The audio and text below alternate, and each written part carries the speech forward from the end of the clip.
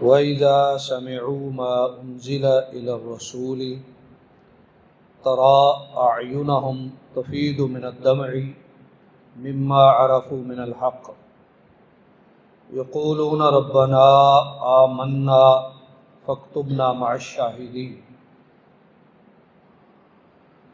اس آیت مبارکہ سے 7ویں پارے کا آغاز ہوتا ہے۔ گزشتہ پارے کی آخری آیات میں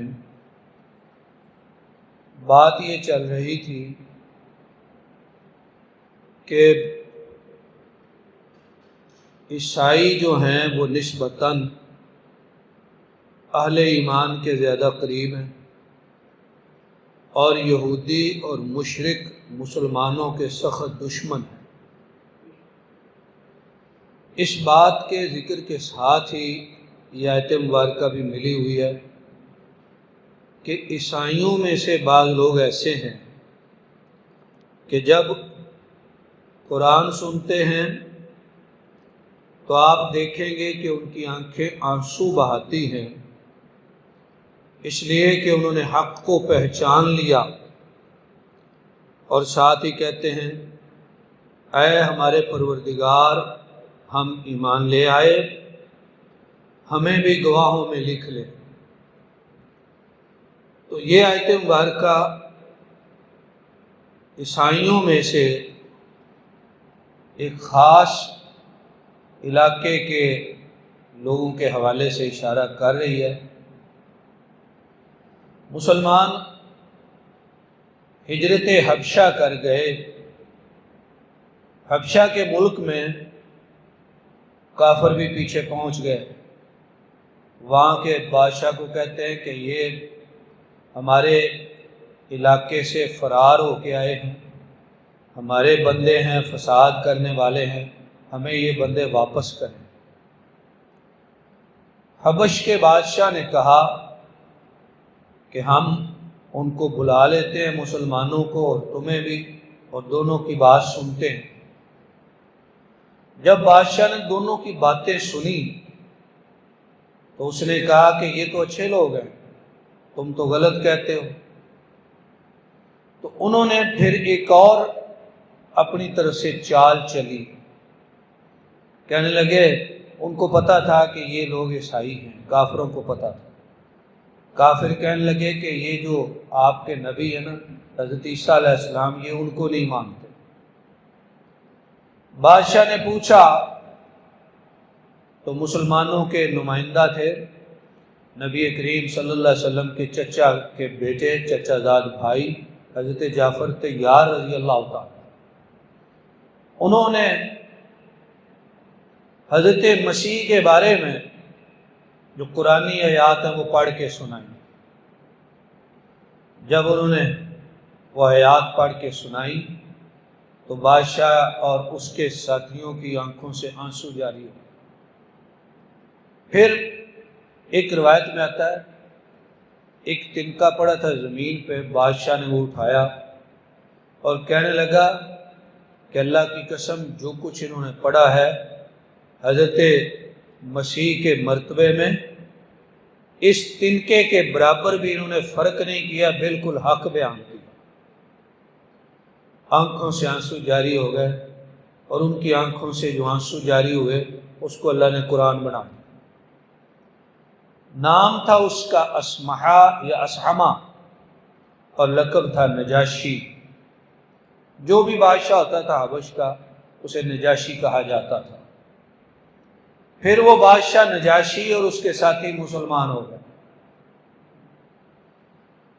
جس دن اس بادشاہ نے وفات پائی، اللہ تعالیٰ نے اپنے پیارے نبی صلی اللہ علیہ وسلم کو بذریعہ وحی اطلاع فرمائی۔ بادشاہ فوت ہوا حبشہ کے ملک میں، افریقہ میں، اور نبی کریم صلی اللہ علیہ وسلم تشریف فرما ہے مدینہ منورہ میں۔ آپ نے اپنے صحابہ میں اعلان فرمایا آج اللہ کا ایک نیک بندہ فوت ہو گیا ہے، تم میرے ساتھ مل کے اس کا جنازہ پڑھو۔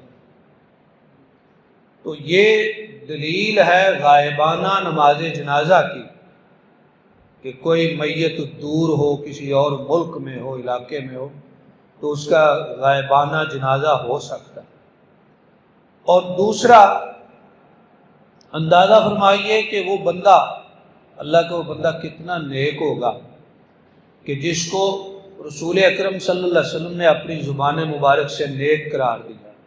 فرمایا اللہ کا آج ایک نیک بندہ فوت ہو، وہ کتنا نیک ہو۔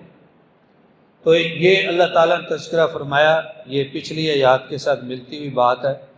پھر اس کے بعد اللہ تبارک و تعالیٰ نے یہاں پہ قسم کا کفارہ بیان فرمایا۔ قرآن کریم میں اشارات ہیں، لیکن یہ والی تفصیل کسی اور مقام پہ نہیں ہے۔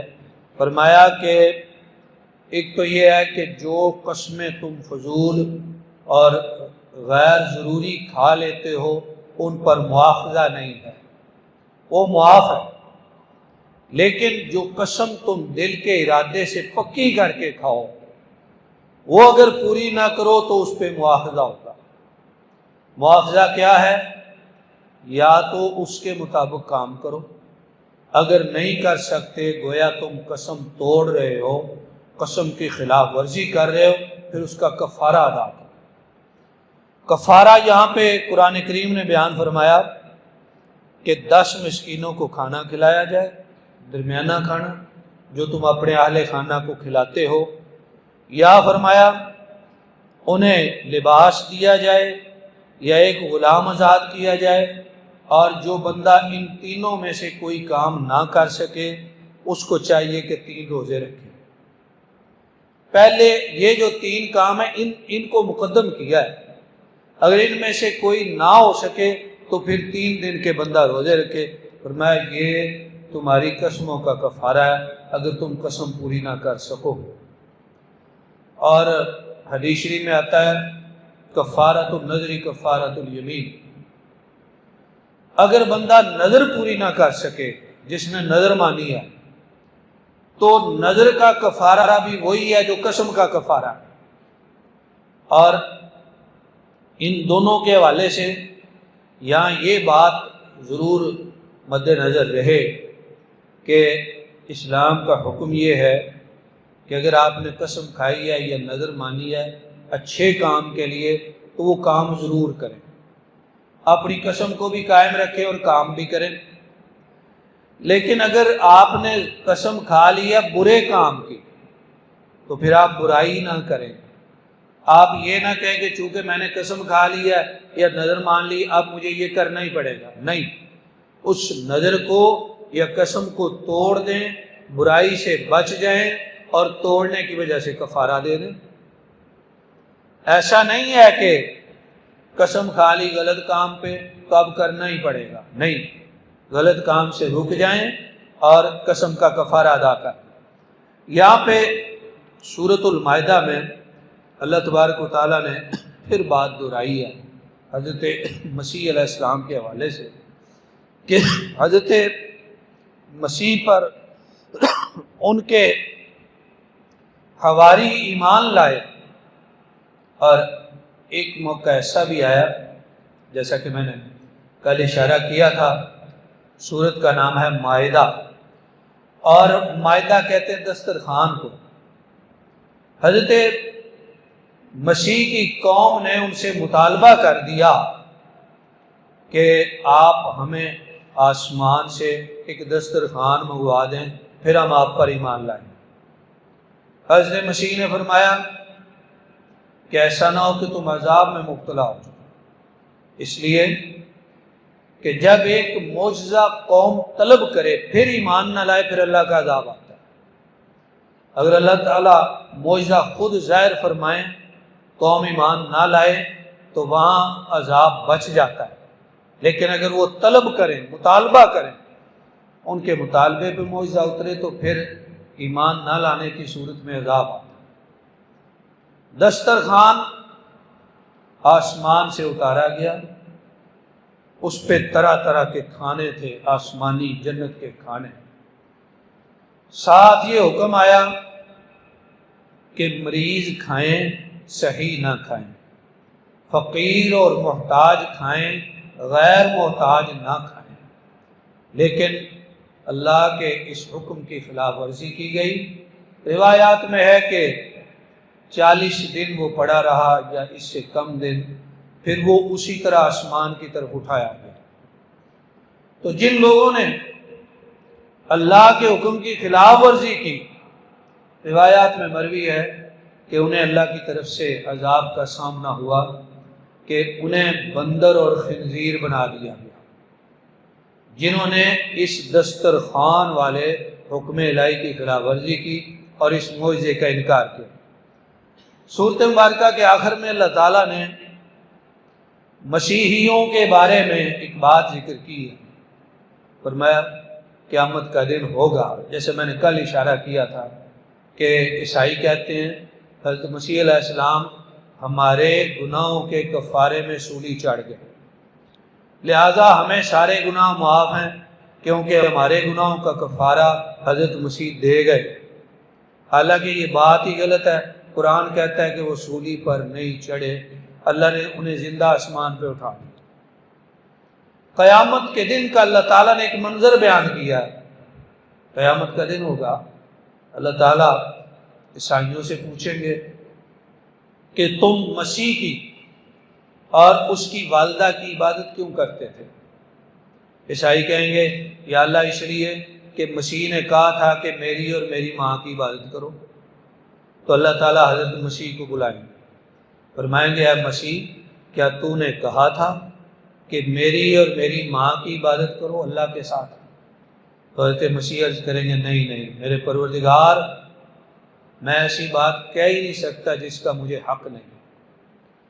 اگر میں نے یہ بات کہی ہوتی تو اللہ آپ کے علم میں ہوتی، اس لیے کہ آپ سب کچھ جانتے ہیں۔ میں تو انہیں یہی کہتا رہا ایک اللہ کی عبادت کرو جو میرا اور تمہارا رب ہے، اس کے سوا کوئی رب نہیں، میں تو یہی کہتا رہا، اور جب تک میں علم میں تھا میں اس بات پہ گواہ ہوں کہ میں نے یہی کہا۔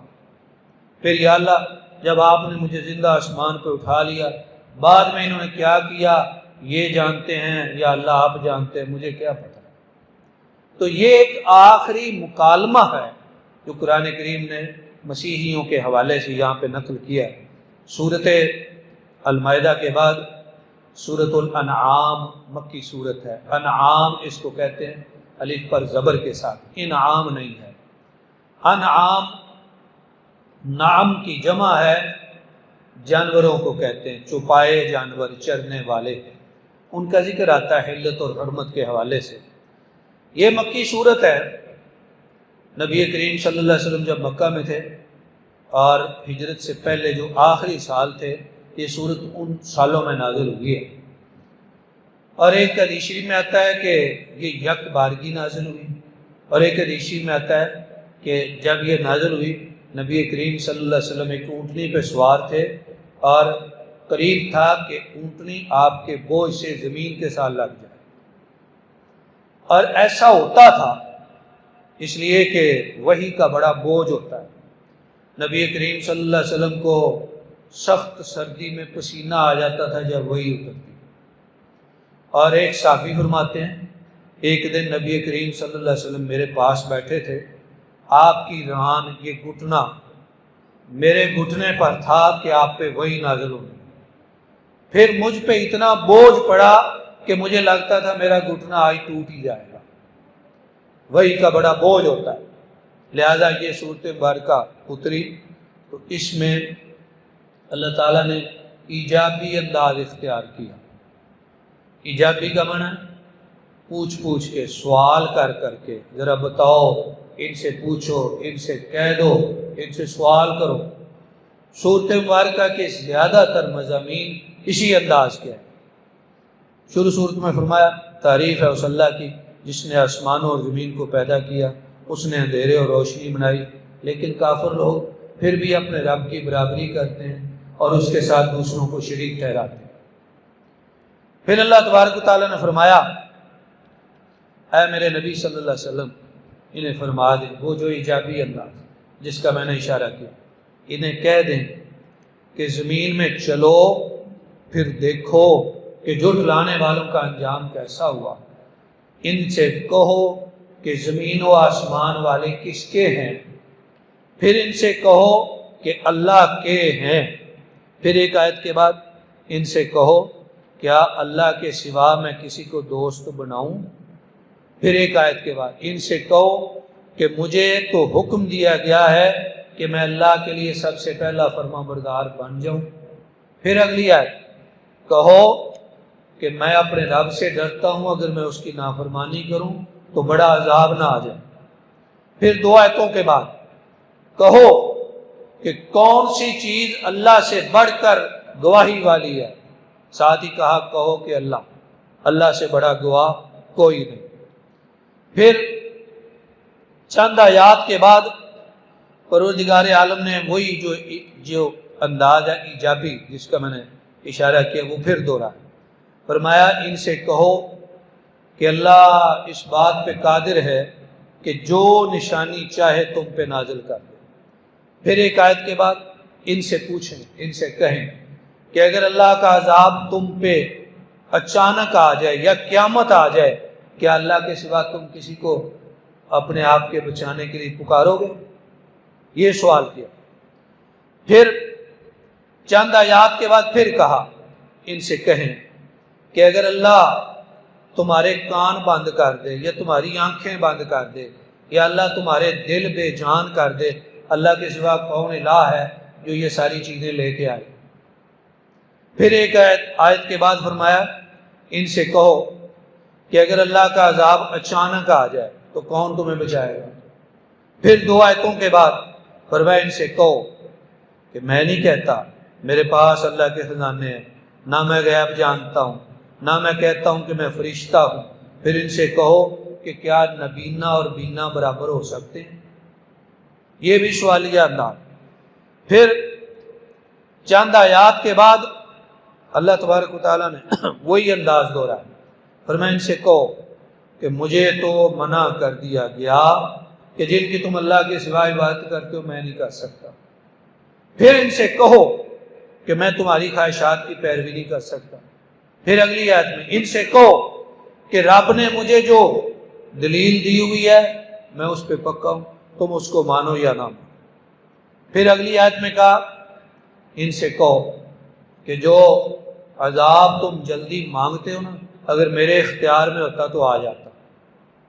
تم کہتے ہو کہ اے محمد صلی اللہ علیہ وسلم ہم پہ عذاب لے آؤ، اور میں ان سے کہو کہ اگر میرے اختیار میں ہوتا تو آ جاتا۔ عذاب لانا یا نہ لانا یہ اللہ کا اختیار ہے، میرا اختیار نہیں ہے۔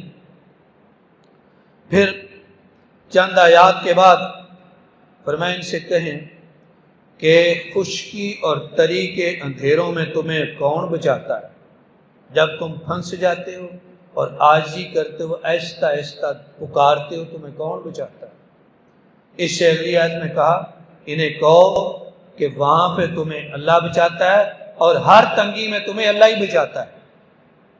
پھر اس سے اگلی آیت میں کہا ان سے کہو کہ جو اللہ تمہیں بچا لیتا ہے پھر تم بچ جاتے ہو۔ کیا جب تم سمندر سے، دریا سے، نہر سے بچ کے باہر نکل آئے تو پھر تم اللہ کی گرفت سے نکل گئے؟ نہیں، فرمایا تم جہاں بیٹھے ہو نا، اللہ تمہارے اوپر سے یا پاؤں کے نیچے سے عذاب لا سکتا ہے۔ ان سے کہہ دو کہ اللہ ہر چیز پہ قادر ہے۔ پھر چند آیات کے بعد پھر وہی بات، انہیں کہہ دو کہ میں تم پہ نگہبان نہیں ہوں، اللہ تم پہ نگہبان ہے۔ پھر 2 آیات کے بعد فرمایا ان سے کہو کیا اللہ کے سوا ہم انہیں پکاریں جو نہ ہمیں نفع دے سکتے نہ نقصان دے سکتے، انہیں ہم کیوں پکاریں؟ ان سے پوچھو، سوال کرو ان سے۔ یہ ساری صورت ہی اسی طرح ایجابی انداز، سوالیہ انداز۔ پھر یہاں پہ اس دوران میں ایک واقعہ ہے، حضرت ابراہیم علیہ السلام کا واقعہ۔ جب ابراہیم علیہ السلام چھوٹے تھے، بچے تھے، تو قوم کو سمجھانے کے لیے ایک دن کا وہ مظاہر قدرت کی پرستش کرتے تھے، یعنی اللہ کی بڑی بڑی نشانیوں کی، چاند، سورج، ستارے وغیرہ وغیرہ۔ ایک دن کہا کہ یہ ستارہ رب ہے، جب ستارہ چھپ گیا کہا لا احب الافلین، میں تو چھپنے والوں سے محبت نہیں کرتا۔ یعنی محبت الوہیت، وہ محبت جو اللہ سے کی جاتی ہے، وہ والی محبت میں ستارے سے نہیں کر سکتا۔ اگلے دن کہا کہ چلو فرض کرو چاند رب ہے۔ جب چاند چھپ گیا تو کہا میری قوم تم سراسر گمراہی میں ہو۔ پھر اگلے دن صبح کے وقت کہا چلو فرض کرو سورج رب ہے، تم کہتے ہو سورج رب ہے، یہ سب سے بڑا ہے، یہ روشنی کا بڑا اللہ ہے، اس کو تم رب مانتے ہو۔ جب شام ہوئی سورج بھی غروب ہو گیا، کہا میری قوم اگر اللہ نے ہدایت نہ دی تو ہم گمراہ ہو جائیں۔ پھر کہا نہ سورج کو پکارو، نہ چاند کو پکارو، نہ ستاروں کو پکارو، پکارو اس رب کو جس نے ان سب کو پیدا کیا ہے۔ تو اس طرح حضرت ابراہیم علیہ السلام نے جب بالکل چھوٹے تھے، بچپن کی بات ہے، حضرت ابراہیم علیہ السلام نے مظاہر قدرت سے ہی لوگوں کو توحید کا سبق سمجھا دیا۔ توحید کی اہمیت کیا ہے؟ اس واقعہ سے 3 آیات کے بعد اللہ تبارک و تعالیٰ نے یہاں پہ چند انبیاء کرام کا اسم گرامی ذکر کیا۔ حضرت ابراہیم کا نام آیا، اسحاق، یعقوب، نوح اور حضرت داؤد، سلیمان، ایوب، یوسف، موسیٰ، ہارون، زکریا، یحییٰ، عیسیٰ، الیاس، اسماعیل، الیسع، یونس، لوط، کئی انبیاء، یہ بنتے تقریباً 18 انبیاء۔ اللہ تبارک تعالیٰ نے ان کے نام ذکر کر کے فرمایا کہ کائنات کے لوگوں کو بتا دیں کہ اگر بالفرض یہ شرک کرتے تو میں ان کے عمل بھی ضائع کر دوں۔ شرک ایک ایسا عمل ہے، شرک ایک ایسا کبیح عمل ہے، برا عمل ہے، جو نہ خود قبول ہے نہ اس کے ہوتے ہوئے کوئی اور نیکی قبول ہے، اس کے ہوتے ہوئے ساری نیکیاں ضائع ہو جاتی ہیں۔ اللہ تبارک و تعالیٰ نے اس بات کا یہاں پہ بڑی تفصیل سے ذکر فرمایا۔ پھر اگلی آیات میں اللہ تعالیٰ نے فرمایا دیکھو اللہ کون ہے، وہ اللہ کہ جو دانے بھی اگاتا ہے اور گٹھلیاں اگاتا ہے، اور وہ اللہ جو زندہ سے مردہ پیدا کرتا ہے اور مردہ سے زندہ پیدا کرتا ہے، وہ اللہ جو صبح کی روشنی نکالتا ہے، وہ اللہ جو رات تمہارے سکون کے لیے بناتا ہے، وہ اللہ جس نے سورج بنایا، جس نے چاند بنائے، وہ اللہ جس نے ستارے بنائے کہ جن کی روشنی میں تم خشکی اور طری کے اندھیروں میں چلتے ہو، وہ اللہ کہ جس نے تمہیں ایک جان سے پیدا کیا، کوئی آ رہا ہے کوئی جا رہا ہے، اور وہ اللہ جس نے آسمانوں سے پانی اتارا اور اس سے طرح طرح کی سبز بوٹیاں اگائیں، اور وہ اللہ جس نے تمہیں کھجوروں کے گچھے عطا کیے، وہ اللہ جس نے تمہیں انگور اور زیتون اور انار عطا کیے۔ فرمایا ان کی صورت دیکھو کہ بسا اوقات ملتے جلتے ہیں، رنگ ایک جیسا ہے لیکن ذائقہ مختلف ہے۔ یہ کس نے بنائے؟ اللہ نے۔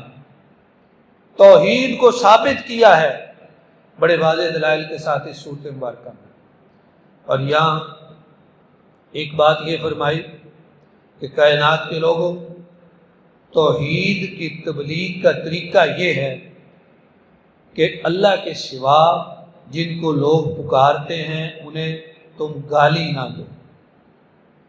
توحید کی تبلیغ کے لیے یہ ضروری نہیں ہے کہ غیر اللہ کو پکارنے والوں کو برا کو ان کو گالی دو یا ان کے معبودوں کو گالی دو، یہ تو ہو گیا منفی طریقہ۔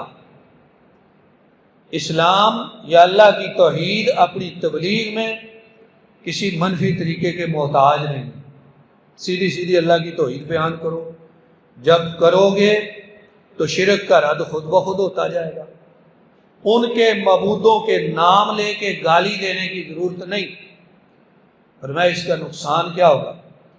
اس کا نقصان یہ ہوگا تم ان کے جھوٹے معبودوں کو گالی دو گے، وہ بدلے میں تمہارے سچے رب کو گالی دیں گے، لہذا رب کے لیے گالی کا سبب تم خود بنے۔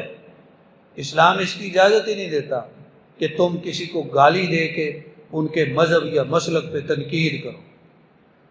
مثبت انداز میں اپنی بات کرو، دوسروں کا رد خود بخود ہو جائے گا۔ یہ ایسے ہی ہے جیسے کہ ریشی میں رسول اکرم صلی اللہ علیہ وسلم فرماتے ہیں اللہ کے ہاں وہ بندہ بہت برا ہے جو اپنے والدین کو گالی دیتا ہے۔ ایک صحابی نے کہا یا رسول اللہ صلی اللہ علیہ وسلم کون اپنے والدین کو گالی دیتا ہے؟ فرمایا وہ جو کسی کے والدین کو گالی دیتا ہے وہ بدلے میں اس کے والدین کو گالی دیتے ہیں، گویا اپنے والدین کے لیے گالی کا سبب یہ خود بن گیا۔ لہذا غلط عمل کا جو رد عمل ہے اس کی وضاحت کر دی، نہ تم غلط عمل کرو نہ غلط رد عمل کا سامنا کرو۔ تو یہ صورت مبارکہ جو توحید کے بیان میں بڑی بلیغ ہے، اس کا بیان ابھی چل رہا ہے، لیکن یہاں پہ پہنچ کے پارے کا اختتام ہو رہا ہے 7ویں پارے کا۔ قرآن کریم آخری آیت میں فرماتا ہے کہ بعض لوگوں کے دل اور آنکھیں اس طرح الٹ پلٹ ہو گئی ہیں کہ جیسے وہ اس قرآن کو سمجھتے ہی نہیں اور ایمان ہی نہیں رکھتے۔ بعض لوگ اس طرح توحید سے دور ہو گئے ہیں۔ تو یہ آیت مبارکہ جو ہے اس پارے کی آخری آیت ہے، یہاں پہ 7ویں پارے کا اختتام ہوا۔